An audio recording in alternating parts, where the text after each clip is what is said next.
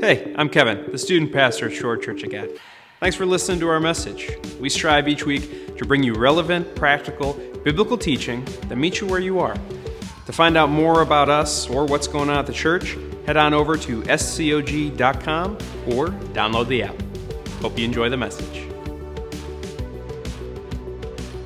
We are in the middle of a series called Hall of Fame, Leaving a Legacy. And so we've been talking about and discussing all kinds of Old Testament people and the legacy that they leave. Whether that is, it just runs the gamut from all kinds of different things, from courage to obedience to figuring out who you are in God.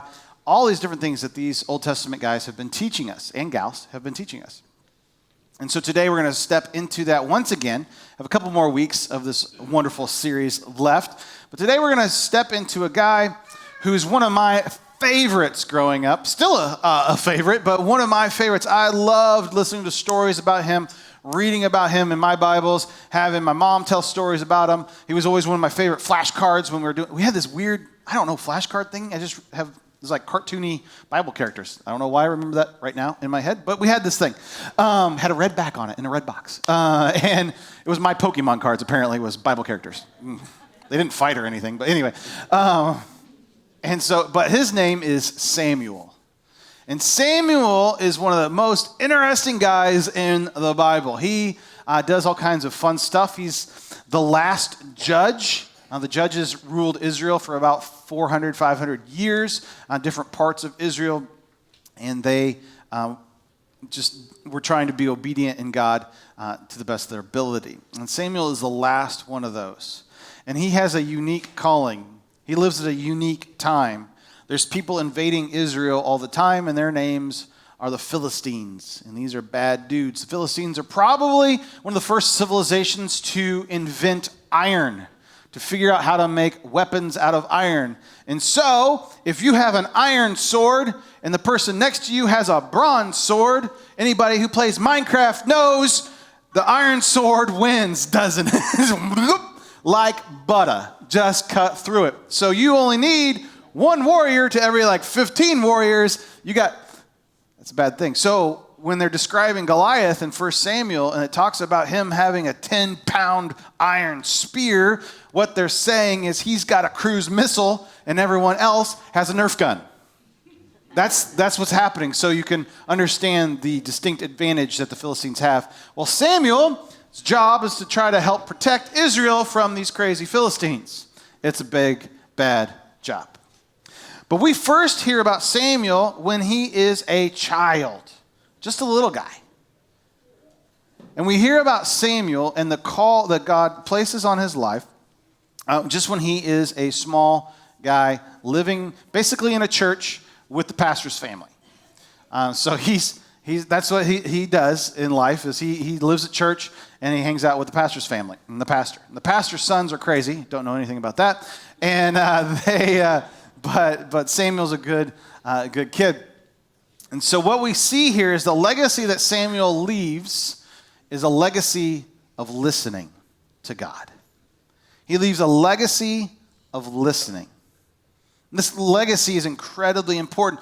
Samuel knows how to figure out when God is speaking. Now, I don't know about you. I ate, because Kelly's out of town, and I had 2 9-year-old boys at my house last night. We, of course, ordered pizza, and I ate one, and the 2 boys ate another pizza. But last night, about 1:15, some things were talking to me, but it wasn't the voice of the Lord. It was the pizza saying, "You big dummy, what were you thinking?" Right? At 7 o'clock, it was happy with me, but not at 1:15. And so we have this experience where, was that really God talking to me? Is that the Holy Spirit speaking into my life? Is that my own feelings? Is that something I want? Is that my parents talking to me? Is that my friend talking me into something? How do I figure out if God is speaking to me or it's something else? Now, it doesn't matter if you're 4 or you're 44 or 84. This is an incredibly important thing to figure out, because it's hard. Because some of you are going, "Wow, Jared, this is hard for you? You're my pastor and you can't figure out when God's talking to you? I think I need a new pastor." Maybe that's your opinion. Others are like, Jared's hearing voices. I don't know if I want to talk to him anymore. Right? Everyone's in a whole different gamut. People in this room take that a little bit differently. So I'll be honest with you.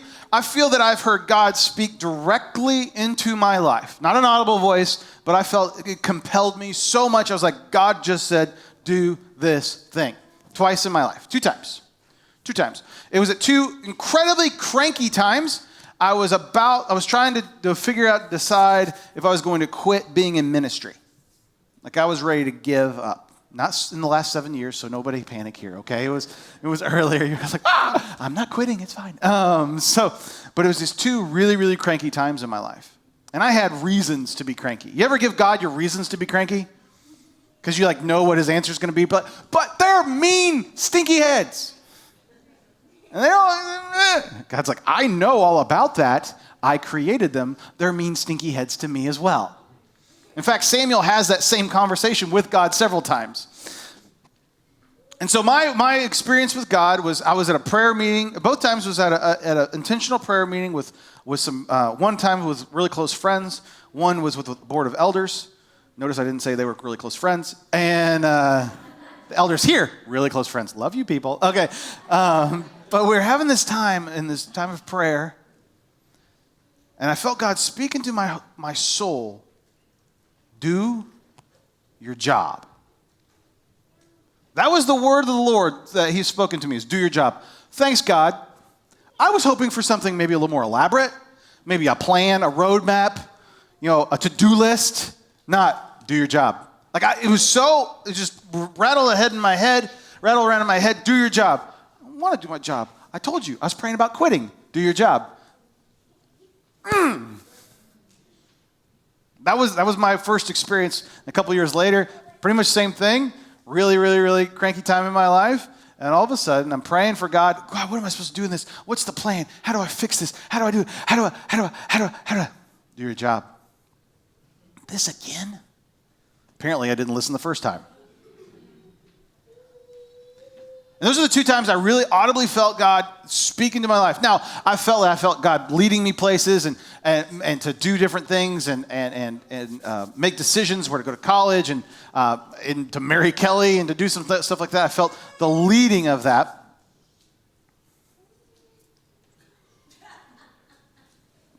She's going to tell you. All right, so you going to be okay? And you go to Grandma. All right, okay. So we've got different experiences of communicating with God, but those are the major 2. And so figuring it out, those are major issues. And maybe you've got stuff in your life where you're trying to figure out career paths. You're trying to think things that really affect who you are. Where am I going to live? God, where do you want me to plant myself? What do you want me to do? How are you going to speak into my life?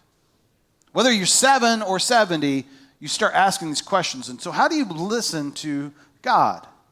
Well, Samuel shows us how to do that in kind of different ways as he leaves a legacy of listening. Now, we're going to show this. I need a volunteer. Jackson, want to be my volunteer? Awesome. All right, now, you all just volunteered as well, okay? So I'm going to put this blindfold on Jax. Everybody say hi, Jax. Hi, Jax. All right. Don't laugh. It just makes it worse. All right. Can you see anything? Okay, good. All right. So I'm going to spin you around a little bit.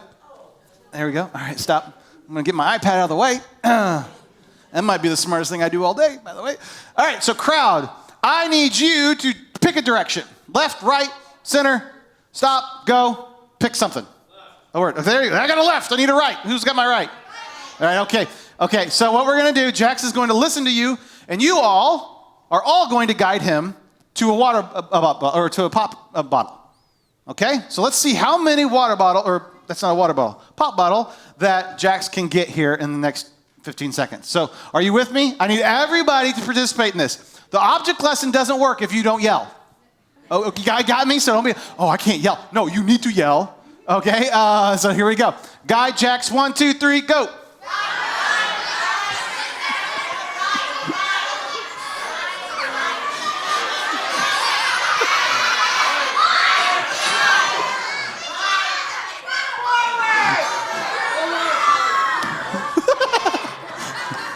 right.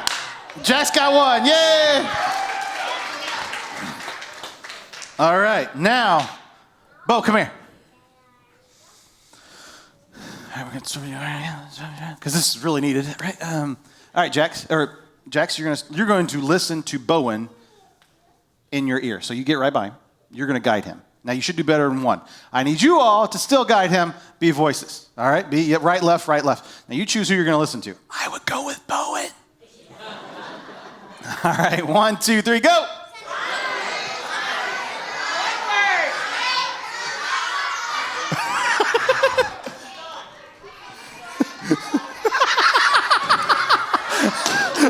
Oh.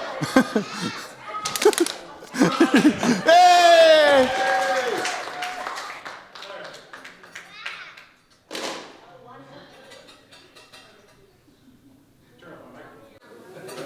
All right, well, what's that? We're going to do a third batch. Now, you don't know about Jax. Jax has been on my basketball team for 3 years, 4 years, forever. And he's been on my baseball team as well. He knows my voice. He's one of the people I talk about in basketball. When I start screaming, he changes direction. So we're going to see if that happens today, because he's going to listen to my voice. I'm going to yell with you. I'm going to have my microphone on. But I just want you to concentrate and listen to my voice. You know what I sound like, because it's been yelled at you enough. So I just want you to listen to my voice, and I'm going to compete with everybody else here. So you listen to me. All right? Let's see if we can get more than one this time. All right? You ready to work with me? Okay, let's go. All right, 1, 2, 3, go!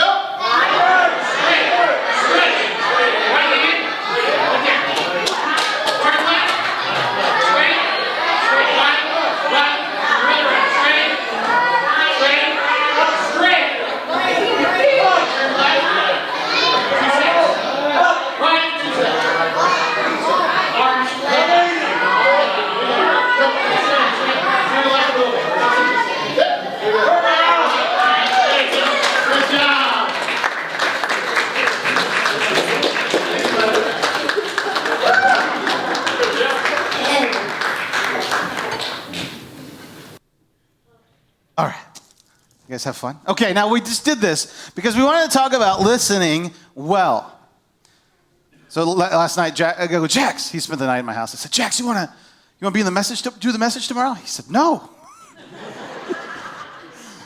I said, aw. I was like, okay, Bo, you can do it. He said, wait, what are you going to have me do? Run around with a blindfold on? Yeah.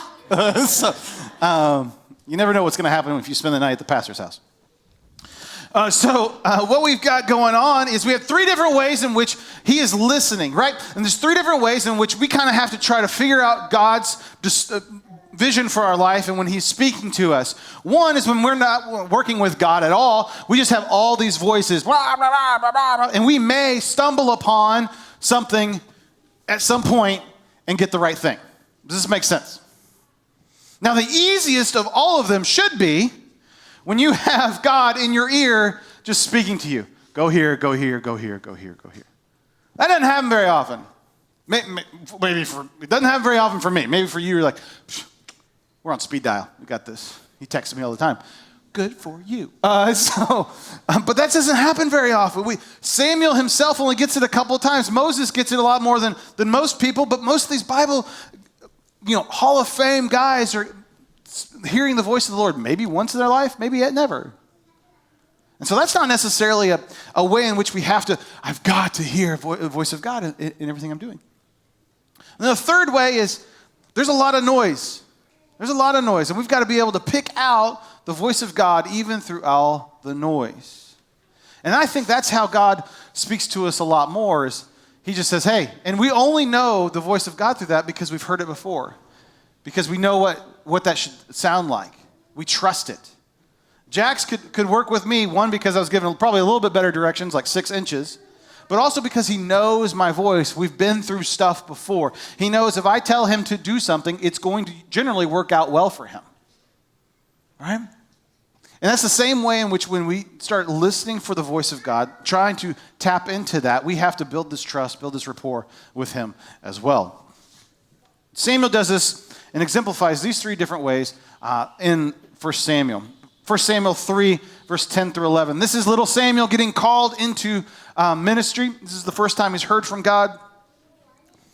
He's woken him up several times in the middle of the night and said, Samuel! Samuel wakes up and he runs to his pastor's bedside and says, what do you need? Pastor's like, I didn't call you, go back to bed. Does it a second time. Eli is kind of like, what is happening? Oh, God's talking to Samuel. It's really late. Why is this happening? Answer differently this time, Samuel. Say, hey, Lord, speak. So third time, the Lord called Samuel. He says, Samuel. I don't know if that's what God sounds like audibly, but hey, there we go. And Samuel got up and went to Eli and said, here I am. You called me. Oh, then Eli realized that the Lord was calling the boy. So Eli told Samuel, go and lie down, and if he calls you, say, speak, Lord, for your servant is listening. So Samuel went and lay down in his place. The Lord came and stood there, calling as the other times, Samuel, Samuel. Then Samuel said, speak, for your servant is listening. And the Lord said to Samuel, see, I'm about to do something in Israel that will make the ears of everyone who hears it about to tingle. About it tingle. Now, I want to hear from God and have a mission from God so much so that it makes people's ears tingle. Wouldn't that be cool? Like, you get a word from the Lord. He wants to impart something into you so much so that what you're going to speak, what you're going to do, what you're going to be a part of makes people's ears tingle. I don't know what that means exactly, but I think it means some really exciting stuff. What it means for Samuel is some bad stuff's going to happen. You guys better get your act together. But it's a mission that is so incredibly important. You better do this, and it's going to make everyone who hears it, makes their ears tingle. God speaks to him. Even though it wasn't getting through, he didn't recognize the voice yet. He hadn't heard it yet. God doesn't give up on it. He keeps on speaking into him. Samuel, Samuel, what's going on? Sometimes he thinks it's the wrong voice. He thinks it's Eli's voice. A good voice, but not the best voice. He speaks into his life. He has a calling for him. If Samuel, a boy literally living at church with the priest's family, can't figure it out, it's going to be hard for us as well. He had everything going for him in figuring out the voice of the Lord. It's difficult to do, but it's always worth it. Second thing you've got to, I must have deleted something here.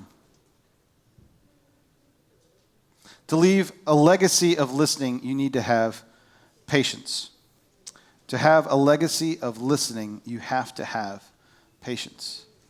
God has patience with us in this, but we also have to have patience to pick out the voice of the Lord. What's going on? I know in my own times when I wanted desperately to hear from the Lord, I wasn't long on the patience. That's probably because when I started asking God what he wanted to do in my life and how he wanted to speak into my life, I was already past the part where I should have been talking to God. Anybody else ever do that, right? God becomes your get out of jail free card instead of how you step into him. You don't start with prayer, you end with prayer. We have a prayer booklet here that we give out to anybody who would like it. It has all kinds of different ways of praying. It's called Pray First. It's an amazing way to start the whole process of figuring out. It's all kinds of different, how to pray the Lord's Prayer, how to pray a thing called a tabernacle prayer, how to pray the Lord's, the different names of God in the Bible, how to do all these things. But it's about building the concept of pray first instead of last. Because often we find ourselves in a mistake and go, God, help me, help me, help me. Well, you did a really good job of digging yourself in that hole there, son. Okay, here we go. We have to have patience with God as well. We see this happen all the time with Saul. Saul is a king that Samuel anoints to be the first king of Israel.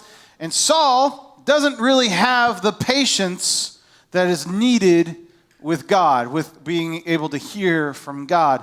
Saul, unfortunately, I feel like I would be a lot more like Saul than I want to be like Saul.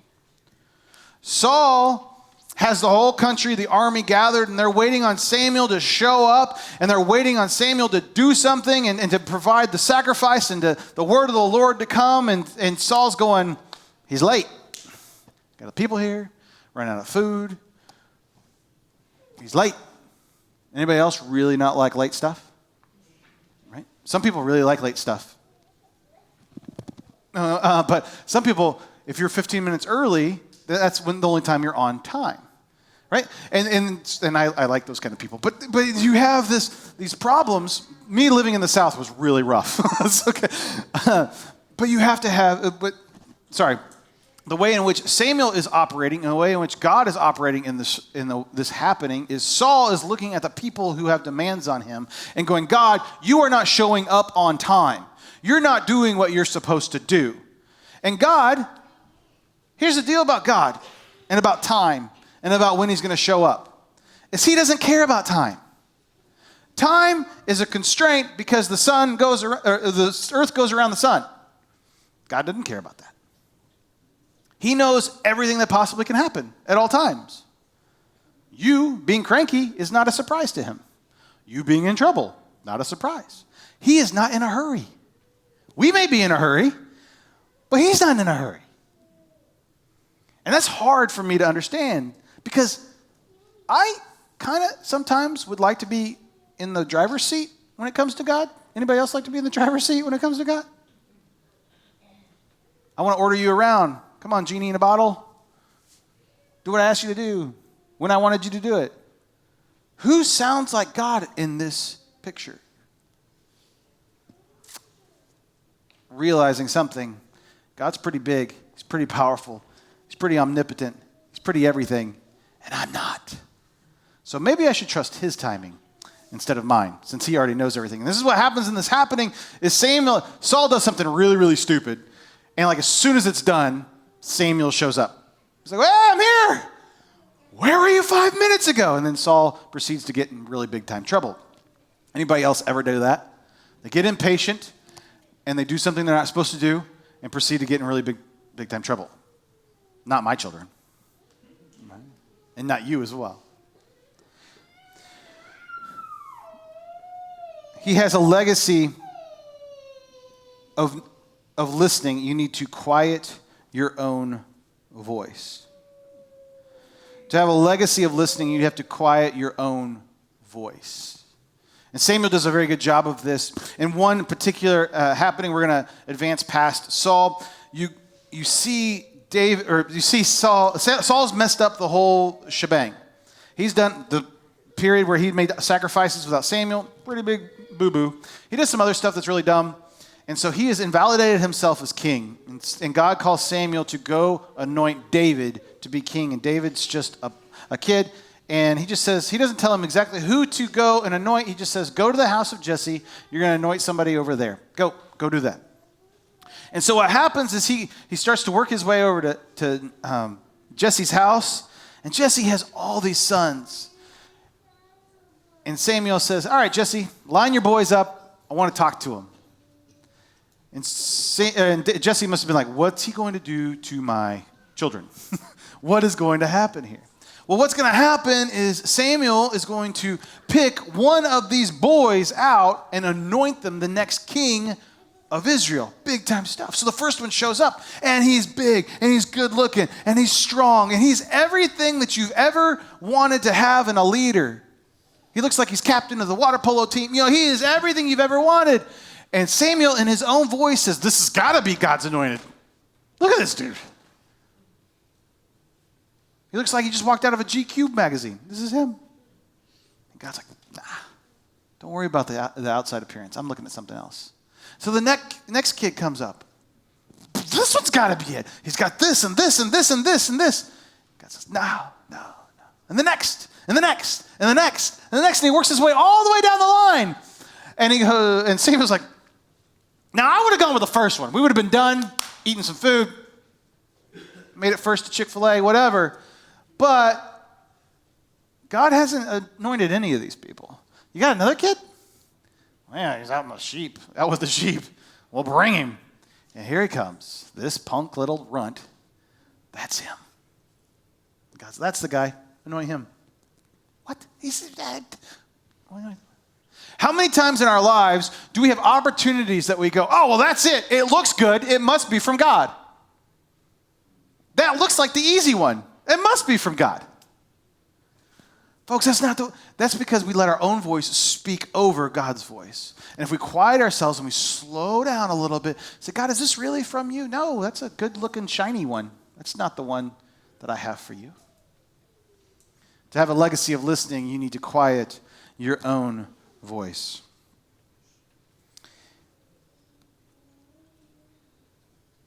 And to have a legacy of listening, you need to shut out other people's voices. There's a happening in Samuel's life. This is before the call of Saul.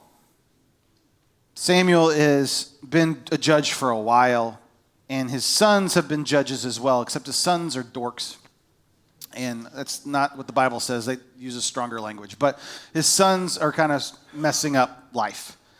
And so the people of Israel go, hey, Samuel, you're going to die, and your sons are going to be in charge, and that's not looking so good for us. Everyone else has got a king. Can we have a king too? You don't want a king. Yeah, we do. Nah, you don't want a king. Yeah, you do. No, you don't want to have a king. We want a king. We got a king. We want a king. Hey, God. Yes, Samuel. They want a king. Go ahead and give them one. What?